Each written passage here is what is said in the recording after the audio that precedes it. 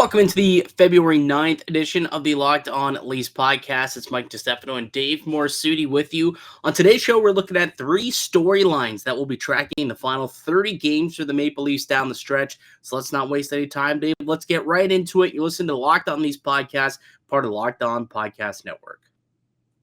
You're Locked On Maple Leafs, your daily podcast on the Toronto Maple Leafs. Part of the Locked On Podcast Network, your team every day.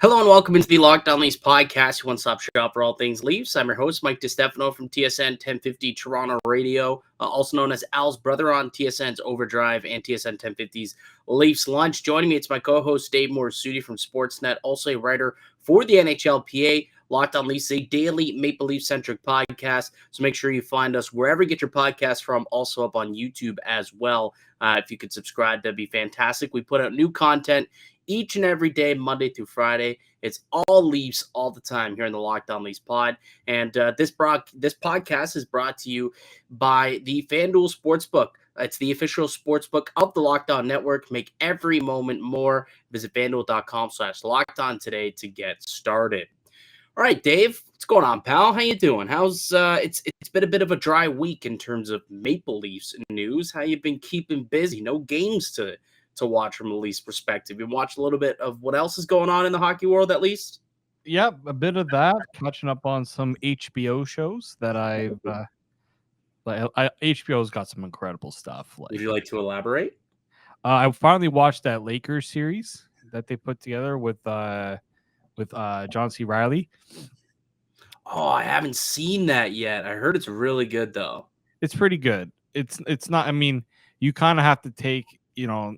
It's not the full. It's dramatized a bit, but HBO doesn't miss on many things, and this one was pretty good. Yeah, HBO has always been classic. Like The Sopranos, unreal show.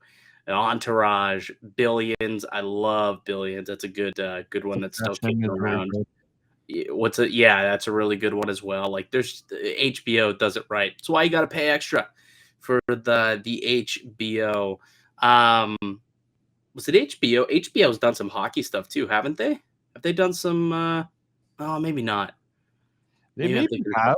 Well, they've done because Crave now has the. They had the 24/7 documentaries. That's what I thought it was an HBO thing, but I was thinking, maybe it was something else. But it was like the 24/7 stuff, right? Yeah, they started that, and then I also think they were doing like Hard Knocks, HBO Hard Knocks. Yeah.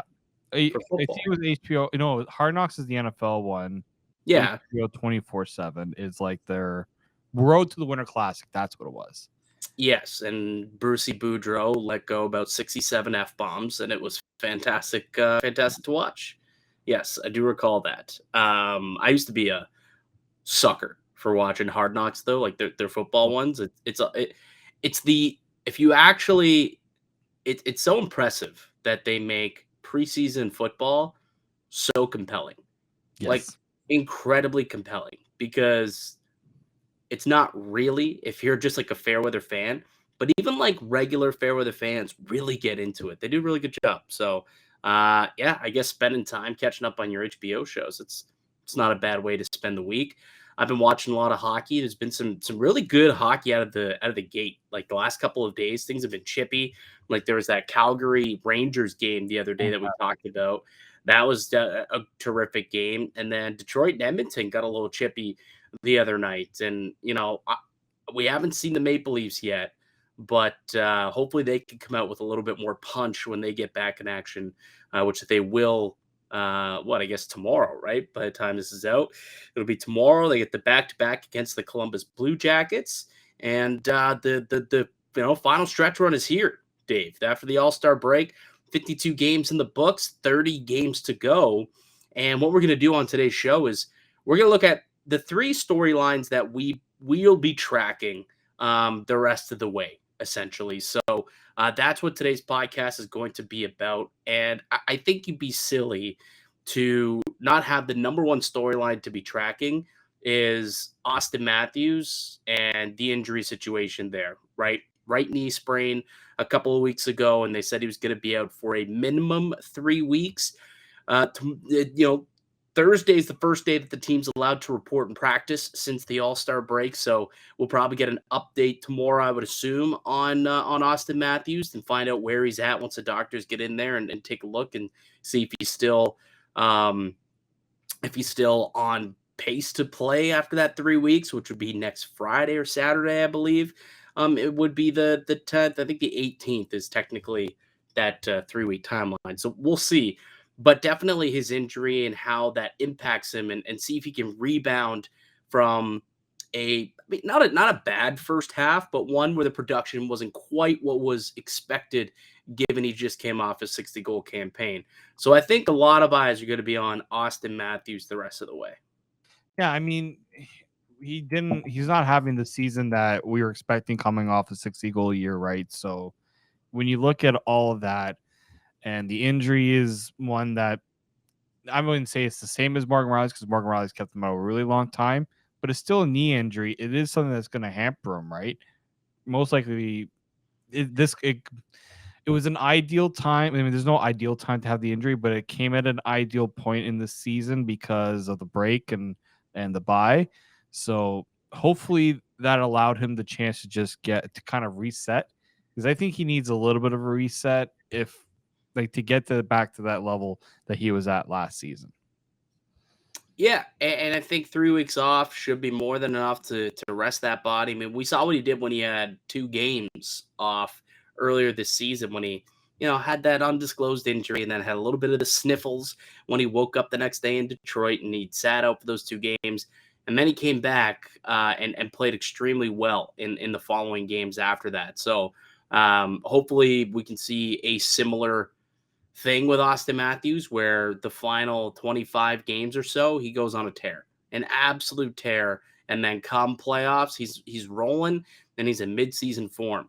I'm curious if you think if Auston Matthews does miss the next, I think he's scheduled to miss the next 3 or 4 games he's scheduled to miss. So he'll have roughly 25 games left if he returns around that 3-week timeline that he was originally said to have. He's got 25 goals right now. If you had to project with 25 games, let's say, to go for him this season, what does he get to? I think 40 is a safe bet. I'm going to put it at 40. That's a safe bet. Yeah. Because safe. That's a very safe bet, is what I'm saying. I think because 40 with ease. Yeah, it's just because we don't know if he's going to come back right away, and he only needs 15 in those 25 games. That's kind of a normal pace for Auston Matthews. He could very well get. If I set the number at Auston Matthews right now, rest of seat, if I set it at 43.5, would you take the over or the under if you're a betting man? I would take the over, and I'm probably expecting it maybe hit for him to just get over by close to 45. I think 40 is solid for him based on everything, but I think 45 is kind of the max I can see him getting, just because the games are going to be the Leafs are actually fortunate that they've played a big chunk of their season pre-All-Star break. So I think they're going to get a little more of a balanced schedule in terms of they don't have as many, those 3 and 5, 3 games in 5 nights sort of deal because they played so much earlier on. So I'm hoping that because they're not going to be playing as much on back-to-backs and all those, maybe that's something that will help them a little bit. So yeah, I'm still leaning. I could say over for the 43 just because I can't see him getting a goal a game pace the rest of the season. Yeah, I think 50 is probably out of range at this point, but between 40 and 45, I could still see him do it. If we look at the rest of season schedule, strength of schedule the rest of the way, they're about in the about middle of the pack, 17th easiest schedule the rest of the way, according to Power Rankings Guru, who I guess has done the math. The average opponent rank I don't really know what these rankings actually mean, to be honest with you, so I'm not even going to attempt to tell you. But I just know that they have the 17th easiest schedule the rest of the way. So it's about a mid-tier. So they don't have a difficult schedule. It's not an overly easy sched, but there are some teams out there that they should be able to beat, and maybe some games where he could pile up some goals and finish up with, 16, 17, 18 goals down the stretch here in the final 25 games and get himself, playing at an elite level again as we approach the playoffs, where he's going to have to be at his best. He's going to have to be in midseason form for that, and he's going to have the best playoff of his career, I think, for the Maple Leafs to finally get out of the first round. So all eyes are going to be on Auston Matthews and the health there. So that is one of the number one storyline, I would say, that we are certainly taking a look at. We got two other storylines that we want to tell you about. So we'll do that on the other side. But first, Dave, why don't I tell the good people about one of today's show sponsors? And that is, of course, the FanDuel Sportsbook app. It is one of our favorites. I use it almost on a daily basis, to be completely honest with you. I'm excited to be our new sports betting partner for Locked On, because it's the number one sports book in North America. It's FanDuel. And if you're new to FanDuel, it's even better. They have so many great features that make betting on sports fun and easy. You can download FanDuel now. You can bet on Super Bowl 57 this weekend with a no sweat first bet. You'll get up to $3,000 back in bonus bets if your first bet doesn't hit. FanDuel lets you bet on everything from the money line to the point spreads to who's going to score the touchdown. If you don't want to bet on the Super Bowl, you can go make wagers on the Raptors, the Maple Leafs once they get going this weekend. You can bet on anything on the FanDuel Sportsbook app. It's safe, secure, easy to use, and best of all, you get paid your winnings fast and instantly. So join FanDuel today at FanDuel.com/lockedon to claim your no-sweat first bet for Super Bowl 57. That's FanDuel.com/lockedon. Make every moment more with FanDuel, the official sportsbook partner of the NFL and the Locked On Network. Welcome back into the Locked On These podcast. I'm Mike DiStefano with Dave Morassutti. We got one more day until the Maple Leafs return from their bye week. It's been a long time since we've seen Maple Leafs hockey. It's been, what's it been? Feb 1 was when they played the Bruins, so I haven't seen them in, 8 days, I guess, and it'll be 9 by the time that they play against the Columbus Blue Jackets. So a long break in between for a lot of these guys, and we're going through 3 storylines that we'll be watching in the final 30 games beginning in tomorrow's matchup against the Columbus Blue Jackets. We already talked about the first one. It's Auston Matthews, his injury, and how he performs down the stretch. What is the second storyline that we will be watching here, Dave, down the stretch? I mean, it's got to be the trade deadline, right? Like, what will they do at the trade deadline, and what's the impact? Like, how far is Kyle Dubas willing to go to make this team capable of not only getting out of the first round, but hopefully winning a few series along the way? Hopefully winning a Stanley Cup, Dave. That'd be nice. I wouldn't hate that. I wouldn't hate it. If Dubas did what was necessary to put this team in position to win a Stanley Cup and actually do it, I wouldn't be upset. Just saying. It'd be a nice little change of pace once for a change. Would it ever be? Yeah, absolutely. Like between now and the March 3rd trade deadline, which is 3 Fridays from tomorrow, that's clearly what everyone's gonna have their eye on between now and then, right? Like what's Toronto gonna do? Who are they gonna bring in? There's been a lot of chatter. They need to bring in a top 6 forward. They need to bring in a top 4 defenseman, a Muzzin replacement. No, they need to just go out and get themselves more depth pieces and round out their team. There's many different avenues that people believe the Maple Leafs should go in, and only Kyle Dubas knows exactly what he wants to do. Only he knows the path that he plans on going with.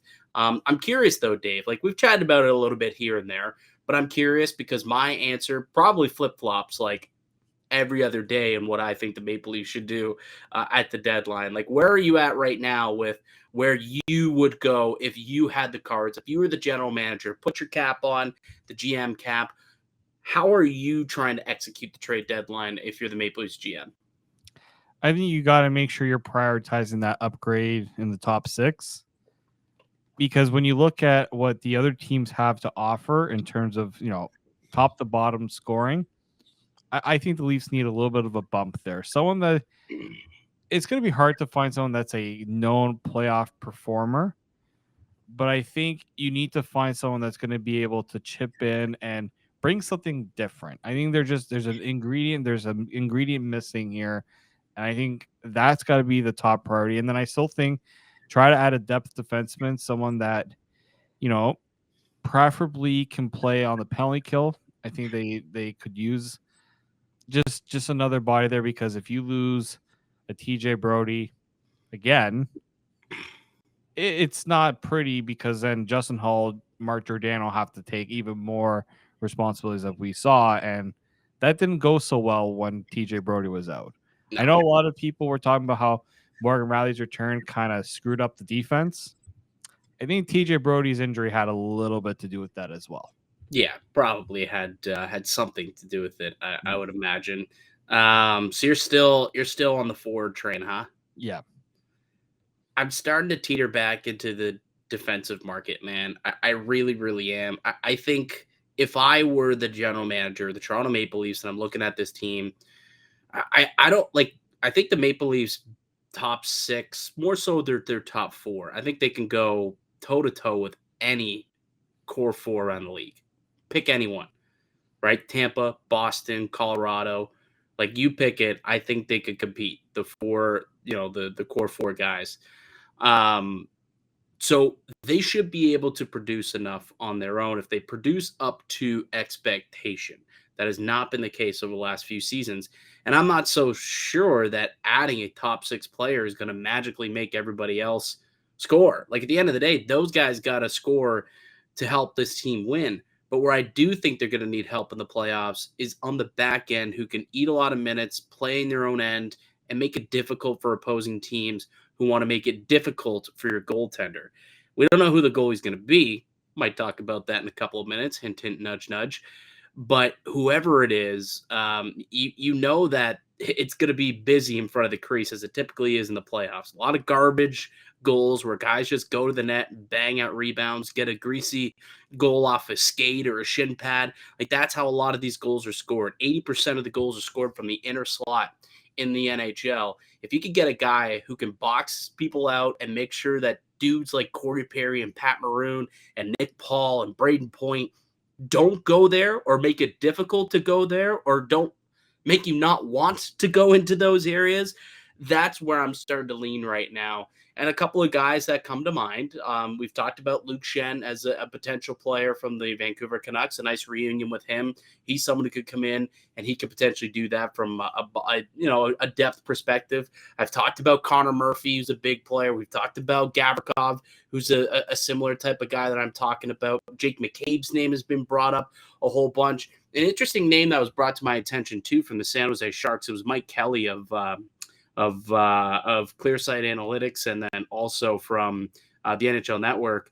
He brought up Radim Simek, who's a pretty rugged defenseman out in San Jose, who I think is on a pretty solid contract, if I'm not mistaken. Young-ish still. He's somebody who would be interesting. Maybe even a Mario Ferraro could be someone who would be interesting if San Jose is willing to really move out some of their defensive pieces. So those are a couple of names that kind of come to mind for me. And then I'd be willing to go after like maybe a Nick Bonino and try and get some depth pieces. If you sign Matthew Nyes, can he play in your bottom 6 in the playoffs? I mean, I think that he has the size to do that, and he would give you a little bit more pop in your bottom 6. So if you could add a top 4 defenseman, you add a guy like Nick Bonino who can be in your bottom 6, who adds that element of speed, helps on the penalty kill, and then also you sign and bring in a Matthew Nyes to inject a little bit of punch into your bottom 6 offensively, I think that would be a really solid trade deadline for the Toronto Maple Leafs. Yeah, I mean, you look at what's kind of faulted them the last few years, right? It's always been that game 7, getting over the hump in that game 7. This is why I was thinking with the 4s, because you need, when the other team is saying, okay, if we can shut down Matthews, Tavares, and Marner and Nylander, we're going to win this game. And that's largely what's happened in the last few years. So that's why I'm thinking a forward that can kind of, be the one to kind of add just another weapon that another team's going to have to worry about. But I will say that in those game sevens, your defense has to play as much mistake-free hockey as possible, and that also has been a problem. Minus Justin Hall getting called for a pick play that apparently only gets called against the Toronto Maple Leafs. Yeah, exactly. But I will say this, and this was brought to my attention recently too. Like, if you do recall, you look at all the Game 7 losses that the Maple Leafs have had over the past few seasons. They're over on the power play in these Game 7s. That's where the big boys are supposed to show up. Not this, Ivan Barbashev. Like, he's not going to be on your first unit power play. It's just not going to happen. Or whoever you're bringing in. I guess maybe a Timo Meier could be on your first unit. I'd imagine if you're giving up a whole bunch, maybe you find a way for him to get there. But then who are you taking out? Tavares, Nylander, Marner, Matthews? Are you going to a 5-forward unit and then having Timo Meier there? Like, maybe. I don't know. But I don't expect them to go get a Timo Meier type of player. And then anybody else other than that who they get, who is like a second or third liner, a top 9 forward, they're not going to really help you on that power play anyways, because at best they'll be second PP guys. So that's another thing too. When you look at Game 7s, it's not necessarily that they don't get the scoring, but like you could use some help with your special teams there, not only as a penalty killer, but also let's get a power play goal here and there, and maybe that game goes to overtime last year instead of losing. This is also true. I'm still worried about the power play, just because what I've seen during the regular season, I've seen how other teams' power plays are run. I think something's got to change there if they're going to want to, again, as you say, in those crucial moments where you're not going to get as many of those power play opportunities, they got to figure out a way to be a little more successful, or a little, I don't even say like scoring on them, but at least generating more chances so that you're wearing out the other team. You're making it. You gotta score. You gotta score.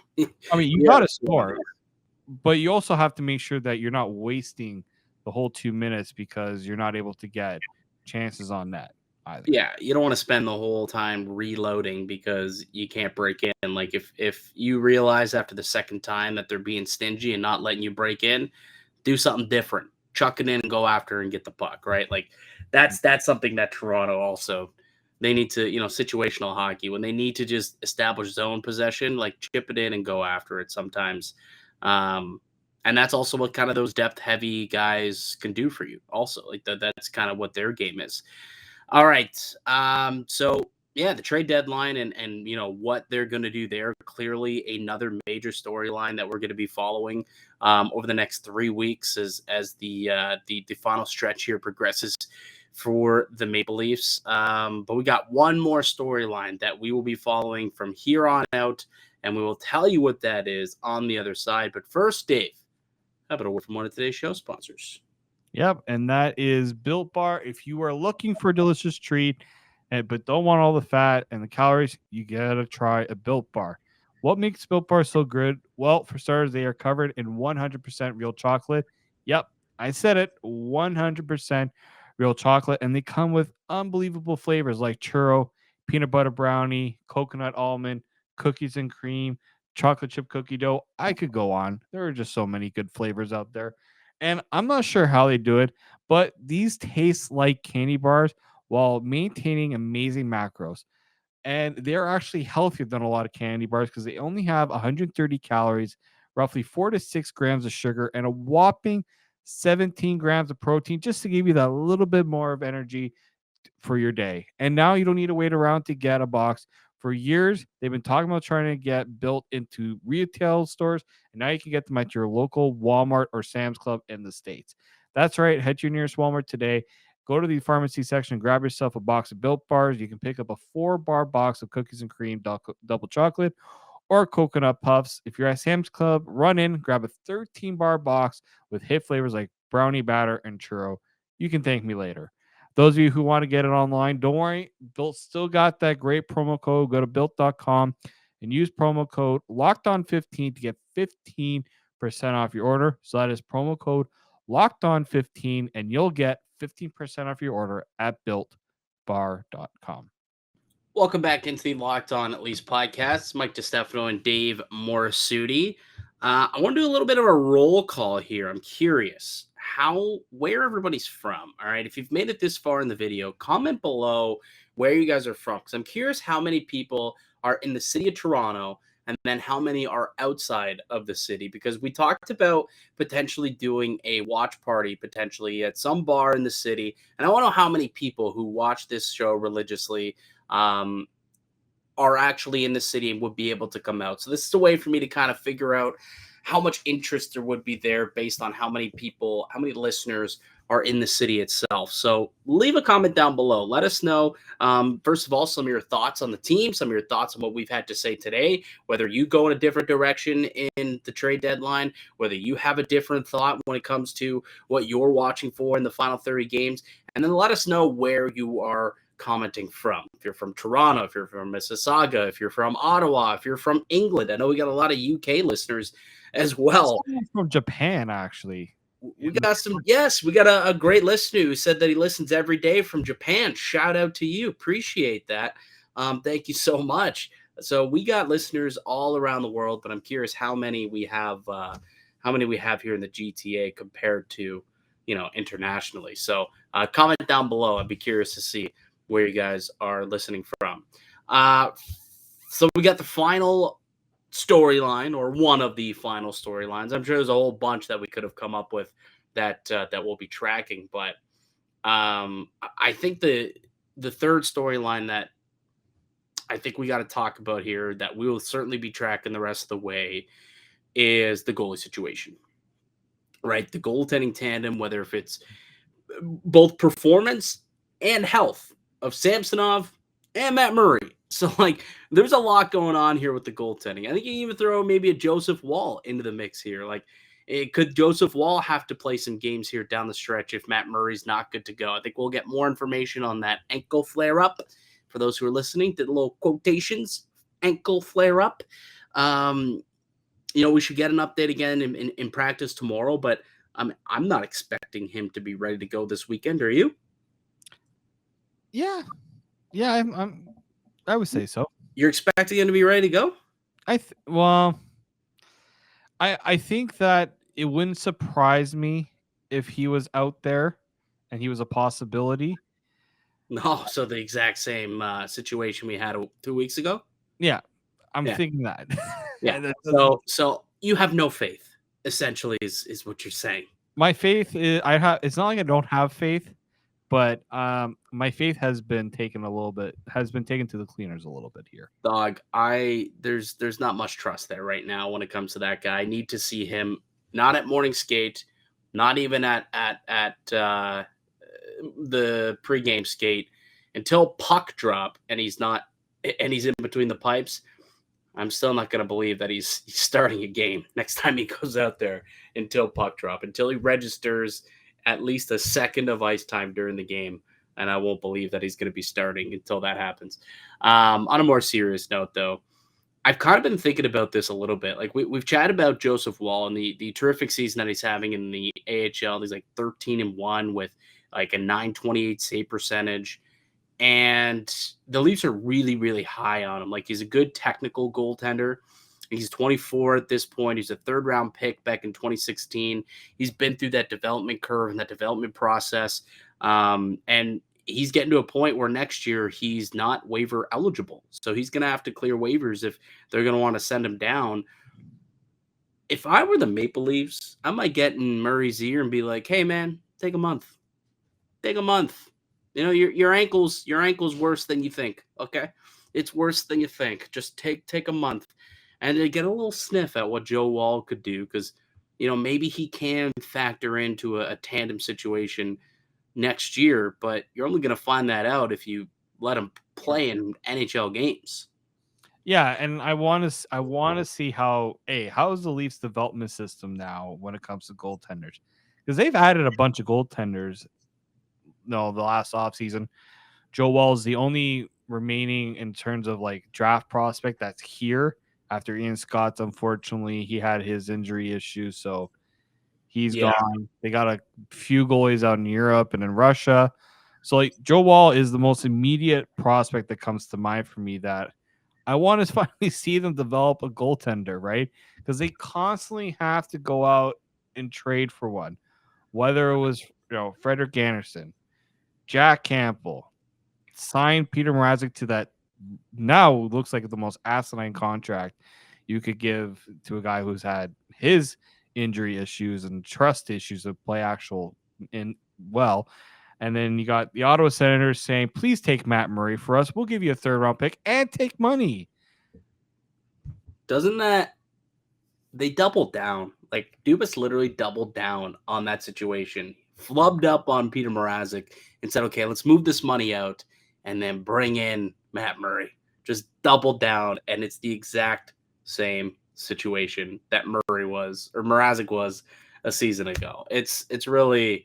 Don't worry, Mike. If you saw that trade tree yesterday that we went through in the Cap Friendly, Matt Murray's on his way out to Chicago because they're just going to take another contract again. Either that or on LTIR. So someone put him on Robida Island in one of the other trade proposals. If you guys missed yesterday's show, you got to go check those out. There were some wacky trade proposals that some Leaf fans are coming up with. So go check that out on yesterday's pod if you missed it.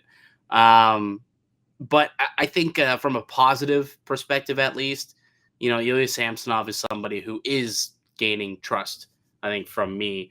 To play 8 straight games is something that I don't know if he's ever even done in his career. And to have to do that randomly without even knowing after pretty much alternating starts all season pretty well, or for the latter part of the last couple months at the very least, it's probably semi-difficult, and he just kept rolling. Like he had a really, really good final stretch there when Matt Murray went down.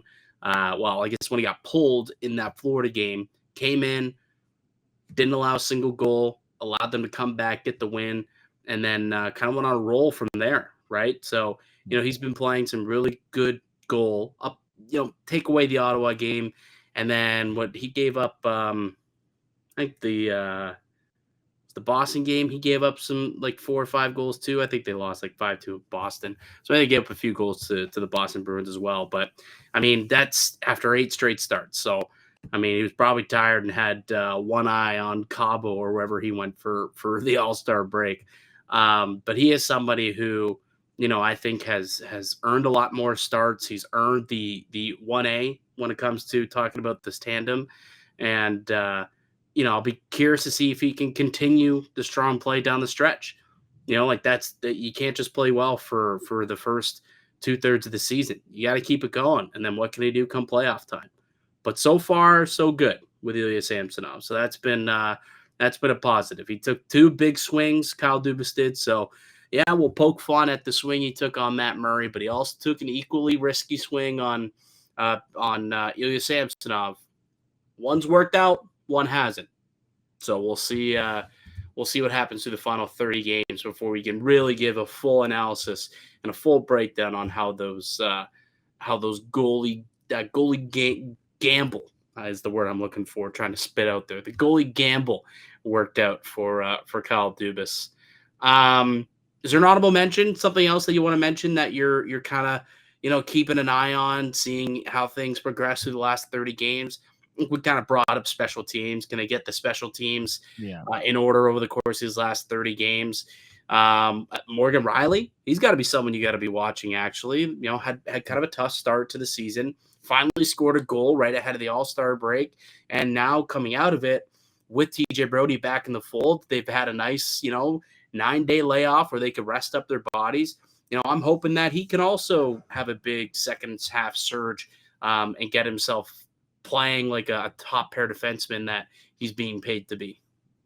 Well, and also let's not forget Matthew Nyes. What's the future of Matthew Nyes with the Leafs? Yes.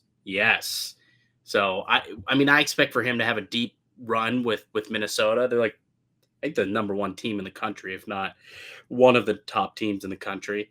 I expect for them to have a nice long playoff run, Frozen 4, the whole 9. So we won't see him for a little bit, but all things point to him signing with the Leafs after his collegiate season is over.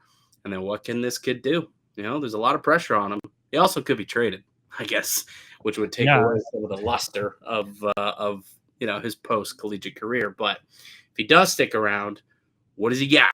That's definitely going to be something in the final, half dozen games or something like that we'll certainly be keeping an eye on. So there's another one for you. If you got any more that we missed or that you think are more intriguing storylines that you will be keeping an eye on that we didn't mention, let us know down in the comments below. But that's going to do it for us here today on the podcast. I'd like to thank you all for listening and supporting the show. You can subscribe to the Locked On Leafs podcast on all podcasting platforms, also on YouTube. You can follow myself on Twitter at Mickey_Canuck. Follow Dave at D_Morassutti. You can follow the show as well at Locked On Leafs.